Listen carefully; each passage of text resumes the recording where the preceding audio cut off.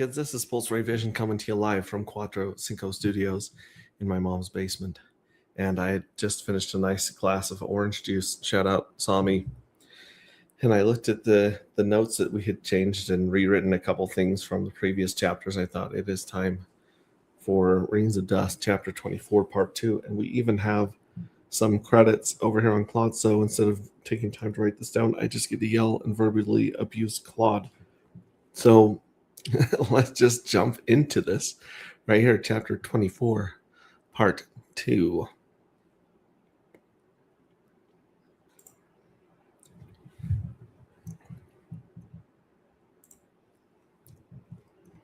Start right around here. He found it on day 180.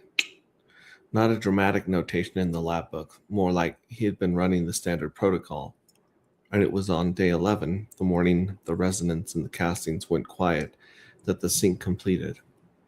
That he made the first discovery the station had made possible. He had been scanning all 740 casings, routine post-sync check. He was at cell 304 when he stopped. Cell 304 had something on the outside. Not internal growth, exterior. A mass of darker matter crystals on the outer surface of the casting, larger than anything he had pulled from a single unit at Alpha. He measured it again. He finished scanning the rest of the grid. The other 739 cells had nothing on the outside. He went and got Jill. She was in the common module, replacing the air filtration gaskets. Another item from the crate, another thing that the station had needed and learned to live without. She had grease on her hands and one of the colony's work scarves tied around over her hair. She looked at his face and put the gasket down. Show me. Jill looked at cell 304. She looked at the other 739. She opened Elsa's notebook, the third volume, the one with cloth cover worn thin at the spine, and turned to a page she'd marked with a strip of pressure tape. She held the notebook next to the scanner readout. The numbers matched. 1 out of 740, she said. Elsa called it the jackpot yield. Page 212. She tapped the notebook entry, Elsa's handwriting small and precise, 40 years old. She predicted the ratio. She predicted the magnitude. She just never had 740 cells to test it on. Random distribution, Ray said. You won't know which cell until you scan all of them. And it only happens once after the initial sync. Not again. You get one jackpot per new grid. You just don't know where it's going to land. And the magnitude, larger than anything Alpha has on record from a single unit, by a significant margin. I just realized something. Around line 245 to 255, when they found the giant jackpot, Jill should tell him about the jackpot she received, which was enormous, on the colony, and how it was a sign that she was in the right place.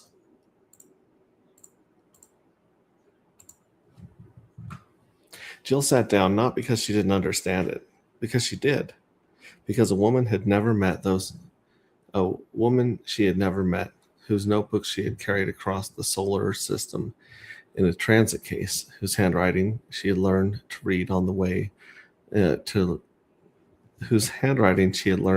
you learn to read a friend's, had written this down in a room by herself on an asteroid, and nobody tested it until now. She saw this, Jill said quietly. She was looking at the notebook, not at Ray. She wrote it down 40 years ago and nobody tested it. It became a thing they did at the end of every new grid's first sync cycle. Whoever walked the casings first said the same word when they found it, quietly. The way you say something that's true and large and you are not yet sure what to do with. Jackpot. Nobody had decided this would happen. It simply started happening and continued every time someone said it. Jill would open the notebook to page 212 and add a tally mark on the margin next to Elsa's predictions. A small ritual. Confirmation. He did not know that the exact same word had been shouted in Alpha's laboratories years earlier by people in better lit rooms with better instruments who had found the same thing and understood immediately what it meant for everyone who was not in the room. They kept the grid locked. Day 33, Ray ran the scan. The notebook said 10%, 10x, exterior acceleration across all locked casings, 10 times the unlocked rate. Elsa had documented it the first third of her runs. It was the immediate signal, the first confirmation that the lock was working. The reading came back flat, 0. He checked the calibration. He ran it again. He pulled Elsa's volume 2 and matched the protocol step by step. He ran it a third time, 0. Jill looked up from the workbench across the table. She came to the readout. She looked at it for a long moment without saying anything. "It's not broken," she said. "Run it again if you want, but it's not broken." "The notebooks." "I know what the notebooks say." She looked at the grid. 740 locked casings, clean, silent, showing nothing. "We're not in the notebooks. We're in zero gravity." She paused. "Maybe it only works once, at the end." He did not say 147 more days of this. Oh, he did not say 147 more days of this. He did not need to. The waiting was the hardest part. Day 60, flat. Day 90, flat. Day 120, flat. The interior was not climbing the way Elsa's notebook said it would. It was not climbing at all. Every morning, Ray walked the casings and ran the scan and got 0. And every morning, he wrote it down and tried not to think about what 0 meant. After 90 days of 0. Jill didn't tell him to stop checking. She walked the lab at 6 when she was already... She walked the lab at 0600 when she was already there. Looked at the readout, said nothing. The saying nothing was deliberate. She had made her position clear on day 34, and she hadn't need to repeat it.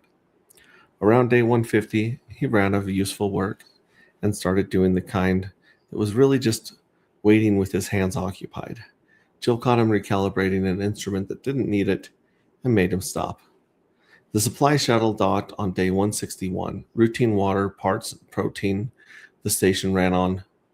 Ray was at the lab bench when the airlock cycled, and he didn't look up until a voice he knew said, in the careful tone of a man who'd spent the whole flight rehearsing it, being casual about it.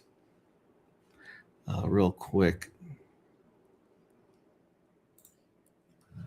we need to update line 327 because it says the protein the station ran on. It's getting real food thanks to Jill, so we probably need to say everyone came to see what the next set of real food would that they'd be able to try.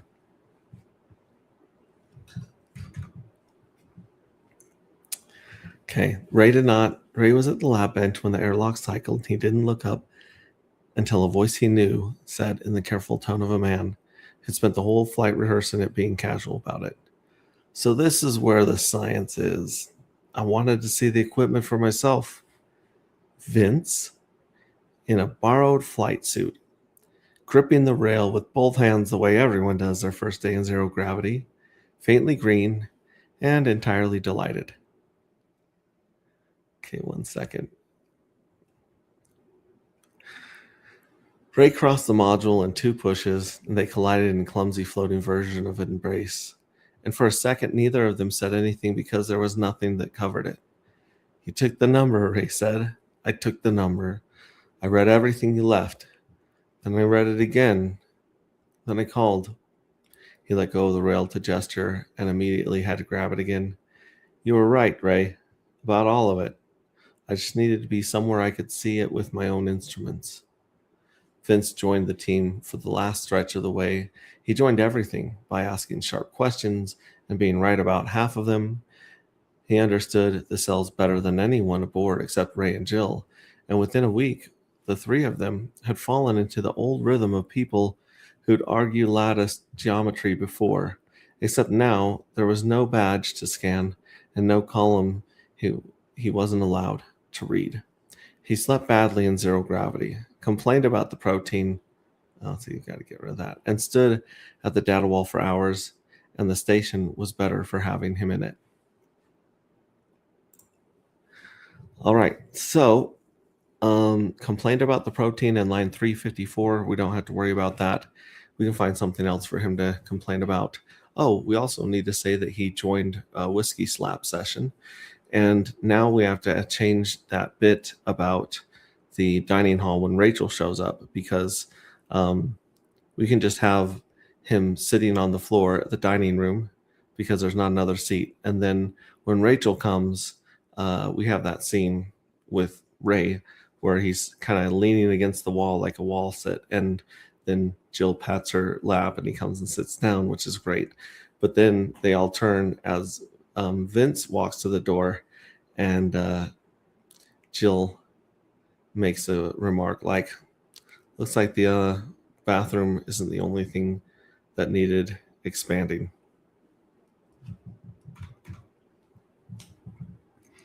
On day 180, something changed again. He went in that morning the same way he went in every morning. Notebook, instruments, the specific quality of attention you maintain when you've been doing something carefully for a long time and do not want to be the person who misses something by assuming it will be the same as yesterday. It was not the same as yesterday. Every cell in the grid had something on the outside. Not jackpot magnitude, not the single massive one-time deposit from day 11, smaller, but exterior on all 740. And when he scanned on day 191, they were there again. And on day 202, all 740 slightly larger. The cycle did not stop. Every cell locked for 180 days was now producing exterior deposits on an 11-day interval, continuously, for as long as the lock held. He could check the interior readings. The interior crystal growth, which had shown exactly 0 for 180 days, was at 100 times the rate of an unlocked cell. 0 to 100 times overnight. No immediate signal, no warning. The interior was producing darker matter at a scale that made every previous reading look like a rounding error. He went and got Jill. She was already awake. He found her in the corridor outside the lab, holding 2 cups of the actual coffee she'd stocked, as if she'd known. She handed him one. She followed him. Jill looked at the readings for a long time. He had the notebook open on the bench beside the scanner, volume 4. The last volume, the one Elsa had written in the months before she left the colony for the last time. A page was open to a section labeled Theoretical Projection, Extended Lock Scenario. Elsa's handwriting was smaller here, tighter, as if she'd been writing fast and trying to fit everything in. Jill looked at the projection. She looked at the readings. She looked at the projection again. She was right, Jill said. Her voice was not loud. She was right about everything. It means, Ray said, that at 180 days everything accelerates. The interior goes from 10 times to 100 times the unlocked rate. And on top of that, every cell starts producing exterior deposits on an 11-day cycle. All of them smaller than the jackpot, but continuous every 11 days until you break the lock. He paused. Unlimited new darker matter from existing units. No new material, no bottleneck, and it doesn't stop.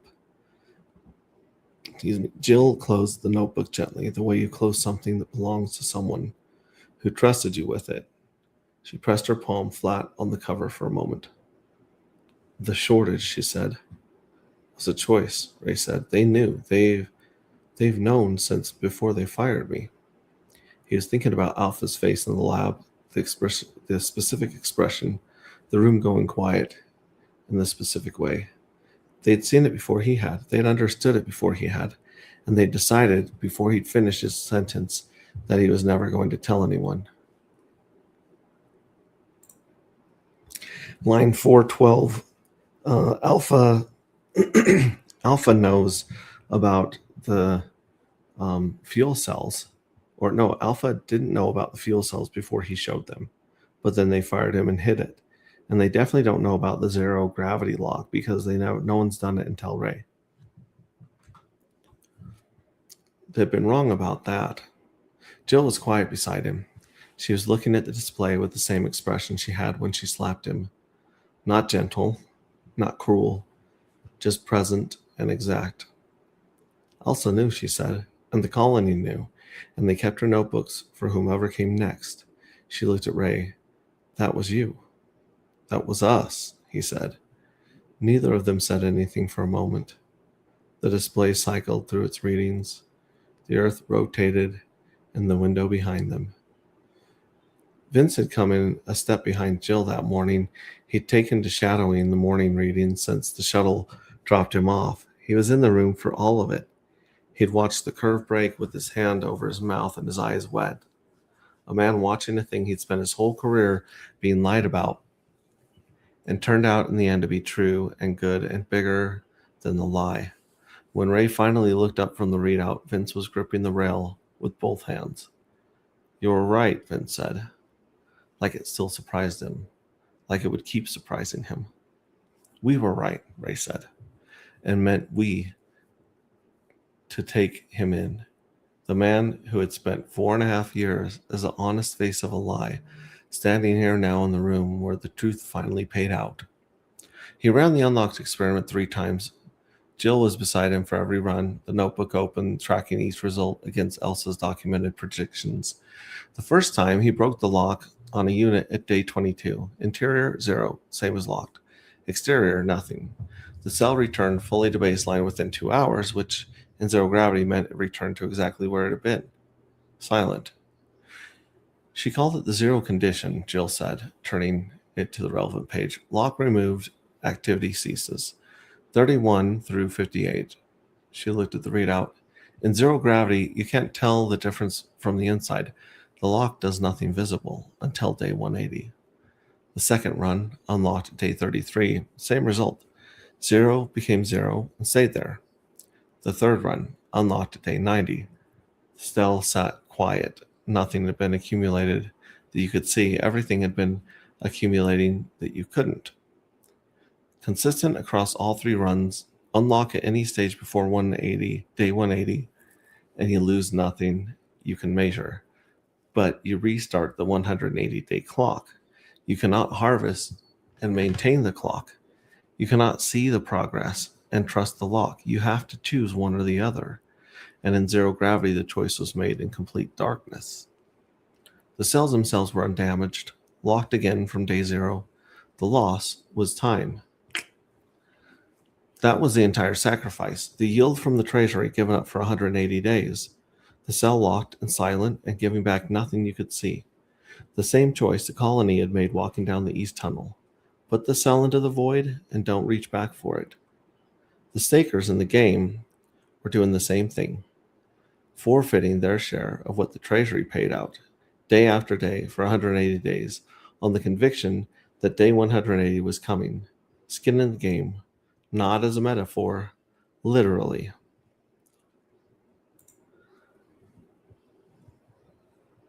On line 469, you're referring to players in the game on agproject.io, and they don't exist in this universe. This is an analogy and a story that explains it.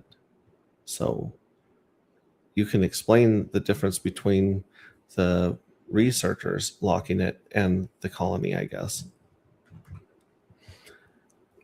Alpha had always chosen harvest. They had never found out what they were giving up. He put this in the notebook. He added it next to Elsa Klein's 369 documented runs, which he had now confirmed in full. Every mechanic she'd mapped, every threshold she'd logged, and the 11-day cycle. The 33-day lock, the 180-day breakthrough, the zero condition, all of it confirmed, all of it exact. On line 475, where it says he added it next to Elsa Klein's 369 documented runs, that's a really long sentence and needs to be broken up. Jill had been there for every confirmation. She had tracked each one in the margins of Elsa's notebook with the same small, precise marks. A check next to each prediction, a date, the station's coordinates. She was building a chain of evidence that connected a woman working alone on an asteroid 40 years ago to a lab in low orbit where everything she'd written was proving true. The colony and the collective were fighting the same war for entirely different reasons. The collective wanted to break the scarcity model, to prove the grid was a choice, the shortage manufactured, the crisis engineered, civilization stakes. The colony was not fighting for civilization. The colony was fighting for the right to walk down a tunnel in the dark and let go, for the void, for the sacrifice. They did not care about the grid. They cared about the cell, what the cell became at the end of the cycle. They had been here for 17 years, protecting something that Ray had discovered in a storage locker on a Tuesday, and they'd never needed him to know why. I like that. Jill should probably reach out to the.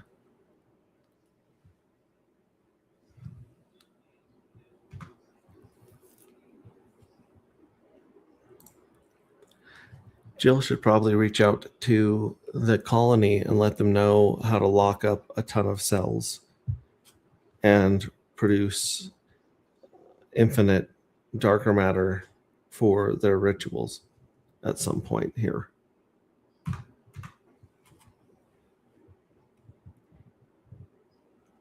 She'd been right, working on alone on an asteroid with limited support and one unauthorized 12-minute window on a directorate survey vessel. She had documented the complete theoretical framework for a mechanism that changed the energy calculus of an entire civilization.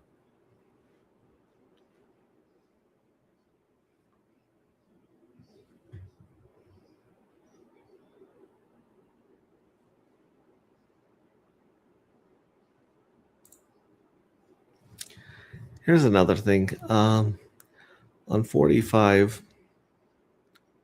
and 486, it says working alone on an asteroid with limited support. That's cool.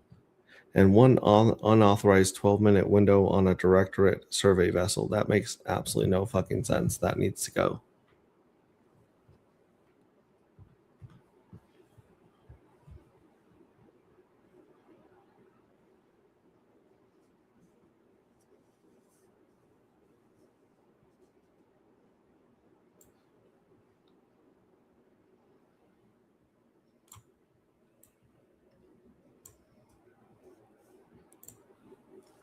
Yes, place it there.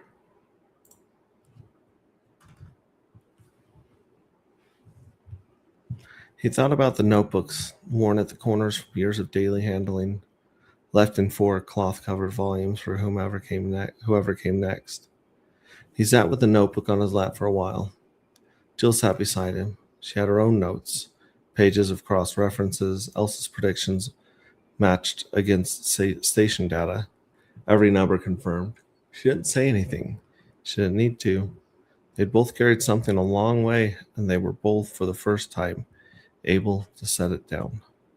After a while, she leaned her shoulder against his. Not much, enough. He did not move away. Rachel arrived on a Tuesday. Wow. Christmas. At the end of, she leaned on his shoulder. He didn't move away. There should be a break before Rachel arriving on a Tuesday.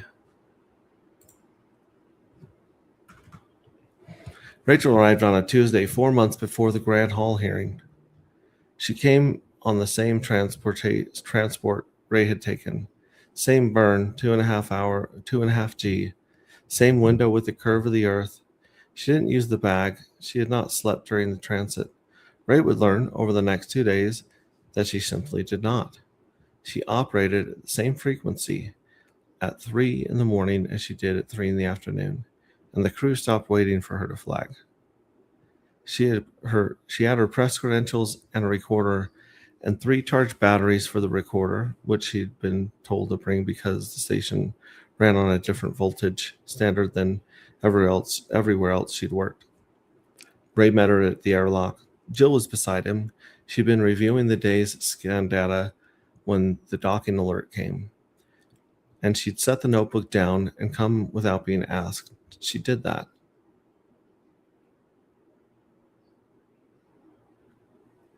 Okay. At the end of 512, Ray met her at the airlock. Jill was beside him. She did that is a dumb sentence. It needs to be removed at the end of that paragraph. He'd been told she was coming. He'd been told who she was, not her collective role, just her public one. And he'd recognized her face from the Alpha Corp broadcast announcements he'd spent years watching, the ones they used when they needed someone credible to explain why the shortage wasn't their fault, why the timeline kept moving, why patience was the reasonable position.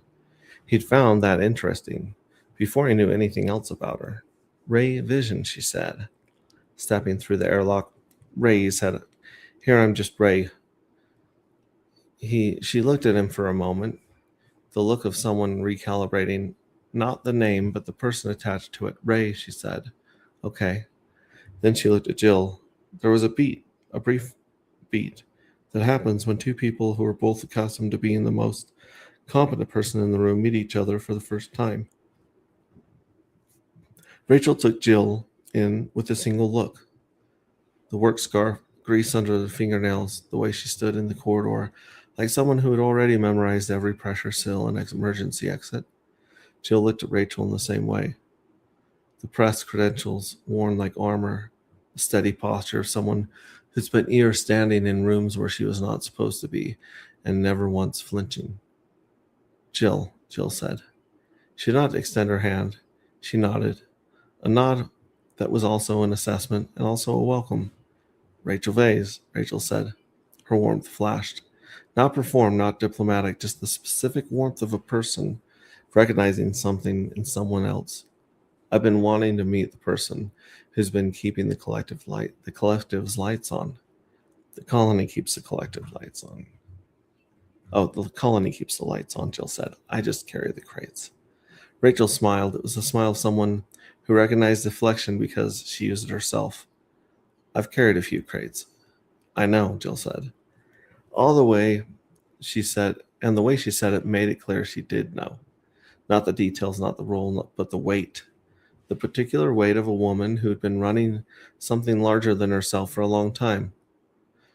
They looked at each other immediately. Ray could see it, the way the air between them changed, the way they both relaxed a degree that neither of them would have to admit it to. Two women who were both running things, recognizing that in each other without stating it. Rachel's warmth, Jill's punk rock directness, the particular understanding that passes between people who have both spent years being underestimated have stopped caring. Okay, now it's just getting dumb. Let's change this here.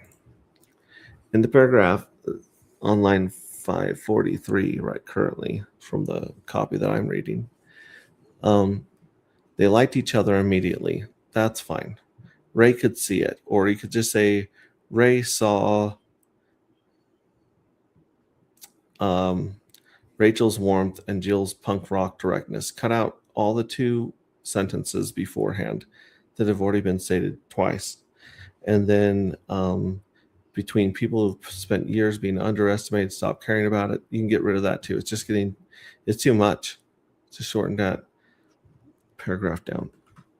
At dinner that evening, the table ran short by one. Well, two. At dinner that evening, the table ran short by one. It's actually going to run short by two because Vince is here.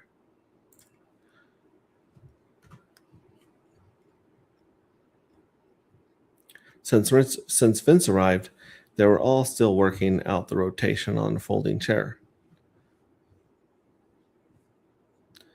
Ray stood with his tray against the far wall and held a perfectly normal conversation with Yell about the atmospheric recycling that did not once draw attention to the fact that he was standing. He lasted 4 minutes. Jill looked over, wordlessly patted her knee, and he went back to her food. Ray sat. Rachel was watching, the expression of someone deciding not to say the thing she was thinking. She did not say it. She went back to her. Well, just said she did not say it. In the paragraph talking about Jill patting her knee and Ray sitting down, It says, she did not say it. She went back to her dinner with a smile, and she didn't bother hiding. So it says she didn't say it twice. So get rid of she did not say it the second time. He showed Rachel the lab. Jill came with them, not because he was asked, but because the lab was as much hers as his now.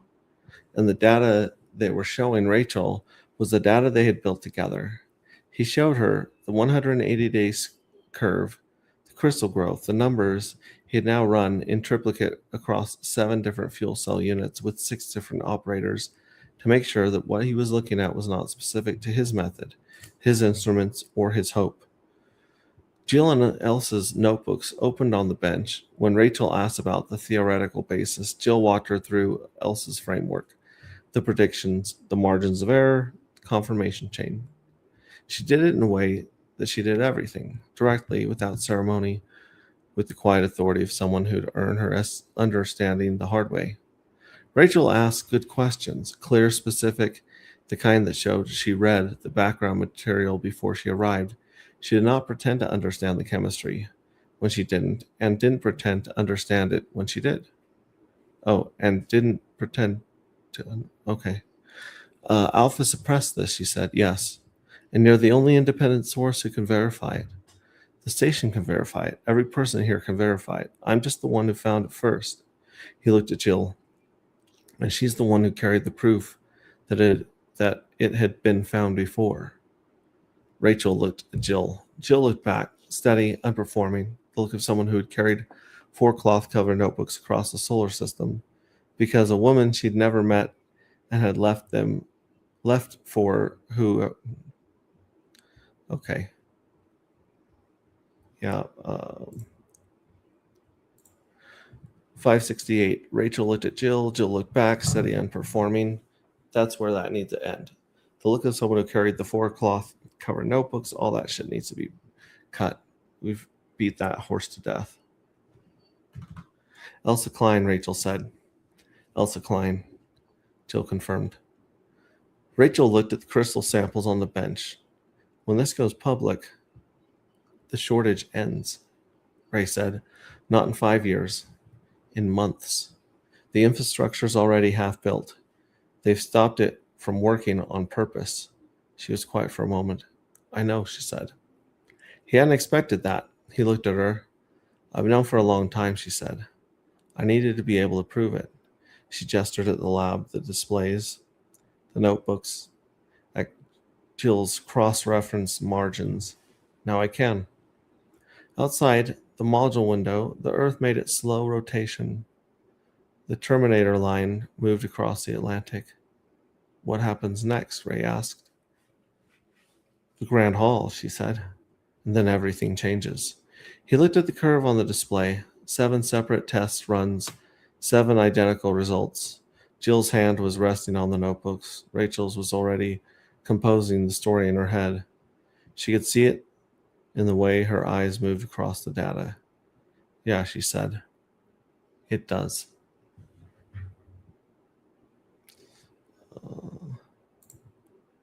The last line should say, yeah, he said. It does change everything.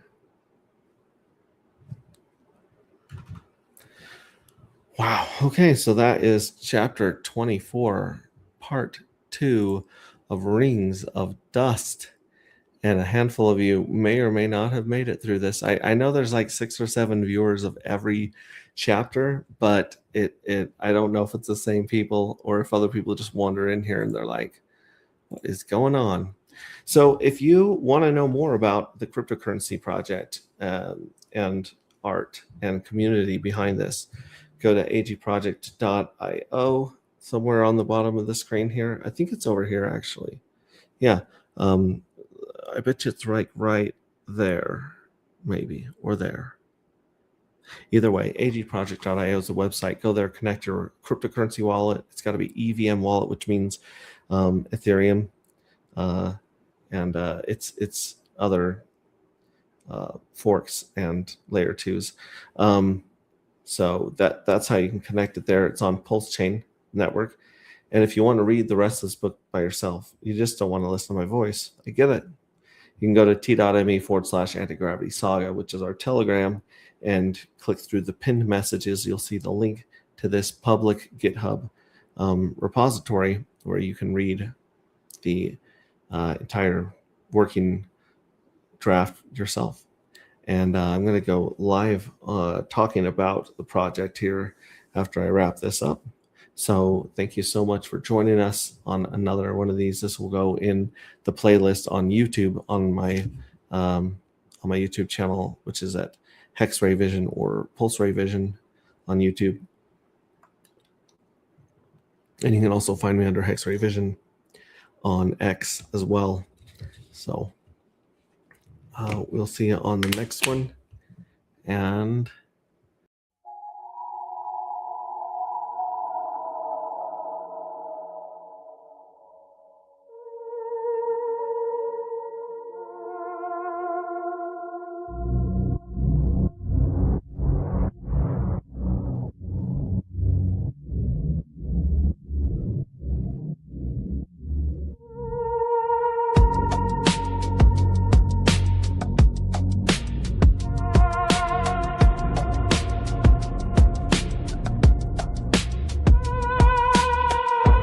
pops up, the neon starts to glow. Lowercase connection, entering the show.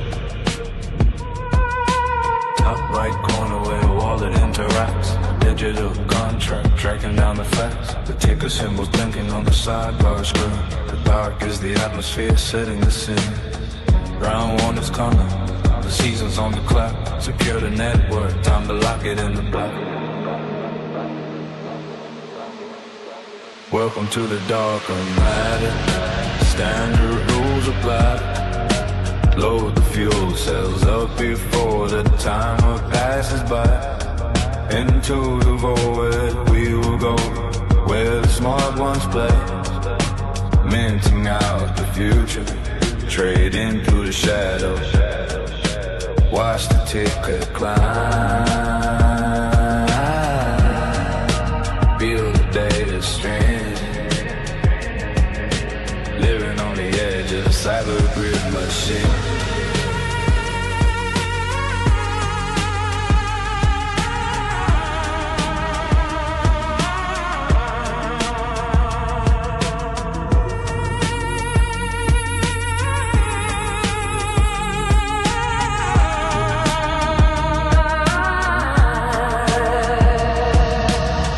Sacrifices, waiting at the gate, calculating yields while we wait upon the day. Claim the EDOT payouts, tally up the wins. This is where the high stakes strategy begins. They say it's for the smart ones, written on the wall. A gamified ecosystem standing tall. Read the how to play if you wanna know the way. Before you launch the app or end in disarray. Ticks on the countdown, now it's turned to days. The price of darker matter, moving through the haze. Is it an illusion? Is it by design? Watch the smart contract as it aligns. 3, 2, 1. Let the protocol run. Welcome to the darker matter. Standard rules apply. Load the fuel cells up before the timer passes by. Into the void, here we go, where the smart ones play.